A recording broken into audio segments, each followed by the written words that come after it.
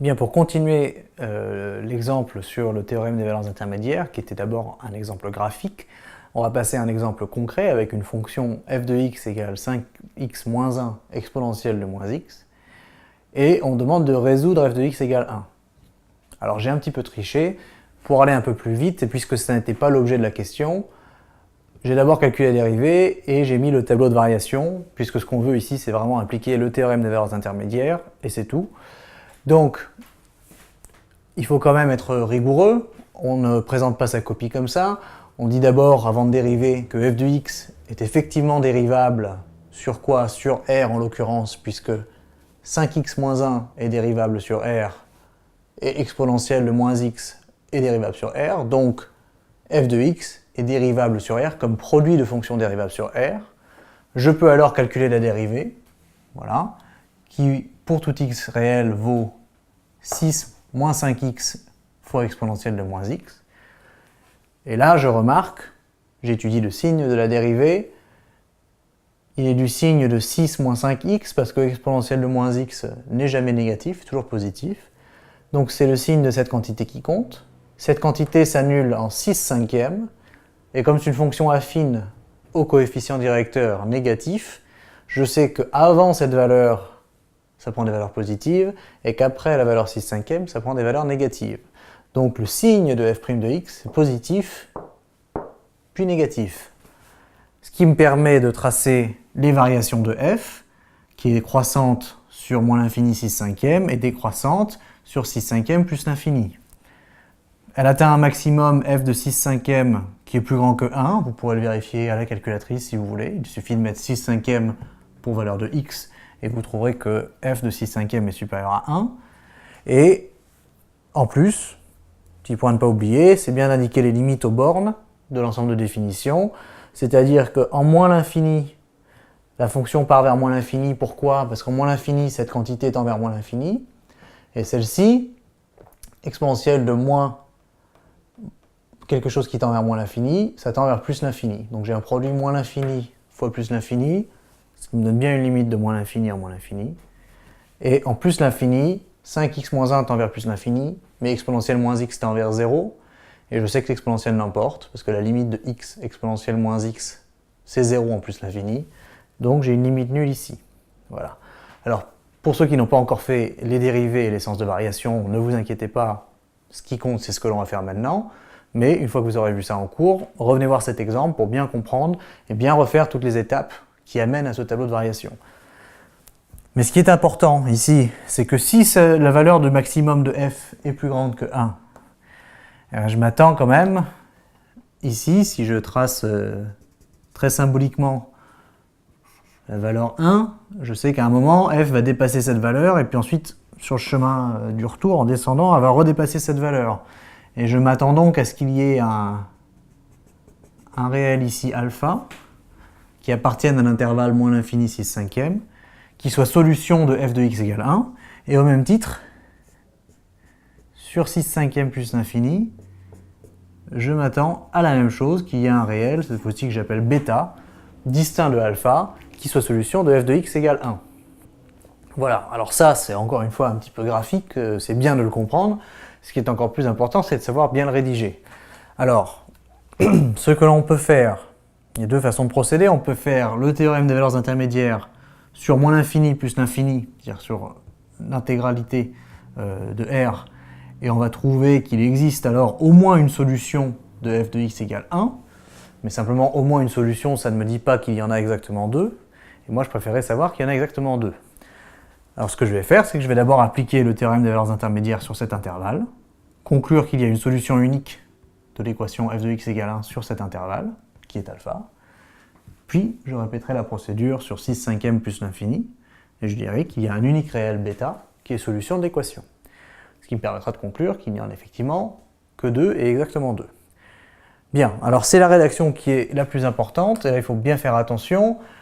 On va appliquer le théorème des valeurs intermédiaires sur moins l'infini 6 cinquièmes, et pour ça, il faut dire deux choses. Il faudra dire que la fonction f est continue, et dans ce cas-là, strictement croissante, en tout cas monotone.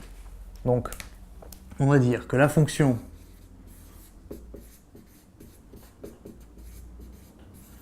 f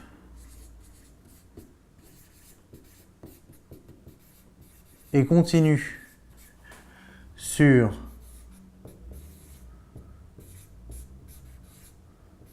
moins l'infini 6 cinquièmes est strictement croissante. Alors, elle est continue. Pourquoi elle est continue? Tout simplement parce qu'elle est dérivable sur cet intervalle, et si elle est dérivable, alors elle est continue. Donc pas de problème pour la continuité, et elle est bien strictement croissante. Voilà, maintenant il faut préciser qu'elle prend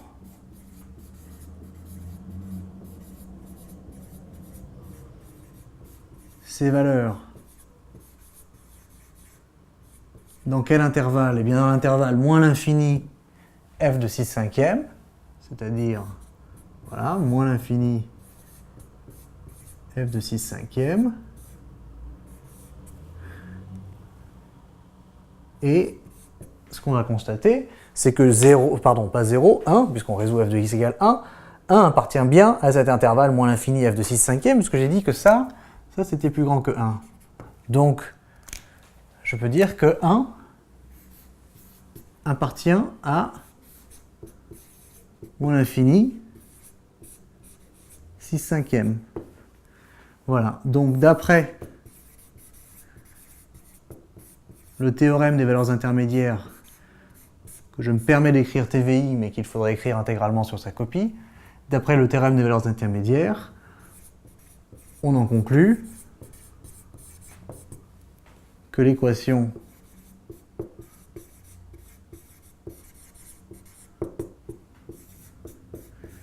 f de x est égale à 1 admet une unique solution alpha qui appartient à l'intervalle moins l'infini 6 cinquièmes. Voilà. Pourquoi est-ce que le alpha est unique? Parce qu'on est dans le cas particulier, souvenez-vous, où la fonction, bien sûr, est continue, mais surtout strictement croissante. Et ce qu'on vient de voir avant, c'est que si c'est le cas, alors l'antécédent est unique. La même résolution sur 6 cinquièmes plus l'infini permet de trouver qu'il existe un bêta unique. Il faut simplement, encore une fois, bien l'écrire. Et ça permet de prouver qu'il n'y a en fait que 2 racines à cette équation. Donc, soyons rigoureux. La fonction f est continue. Alors cette fois-ci sur l'autre morceau de l'intervalle, c'est-à-dire sur 6 cinquièmes plus l'infini, et strictement décroissante cette fois-ci.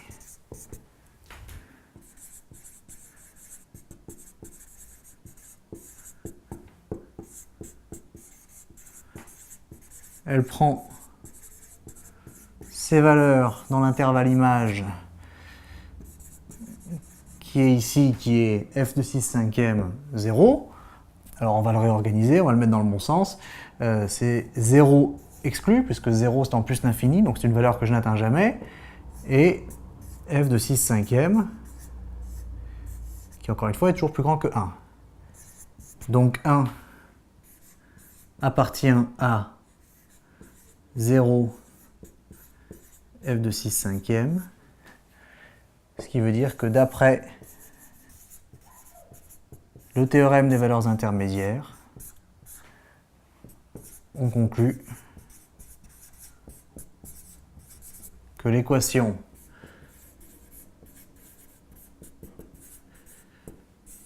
f de x égale 1 admet une unique solution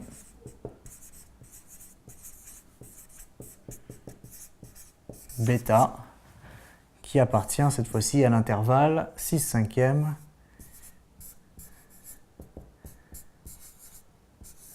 plus l'infini. Voilà, encore une fois, le bêta est unique parce que la fonction, en plus d'être continue, est strictement décroissante sur cet intervalle.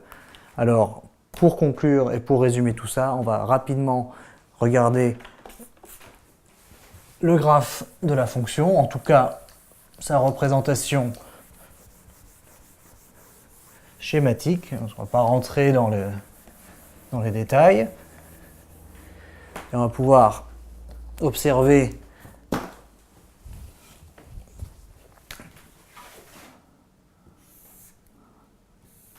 ce qu'on a trouvé comme résultat. Vous pouvez la tracer à la calculatrice, vous pouvez aussi essayer de la tracer à la main, pourquoi pas. Si la fonction, on devait la représenter, elle ressemblerait à quelque chose comme ça. Voilà, alors c'est approximatif, mais ça permet de voir. Ici, le maximum est en 6/5. Et la valeur 1 se situe à peu près par ici. Et donc on voit bien que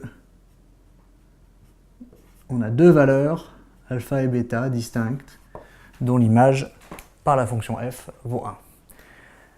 Voilà. Donc faites en sorte de bien connaître le théorème, de bien comprendre son application. N'oubliez pas les hypothèses, il faut la continuité et il faut également la monotonie de la fonction pour pouvoir conclure.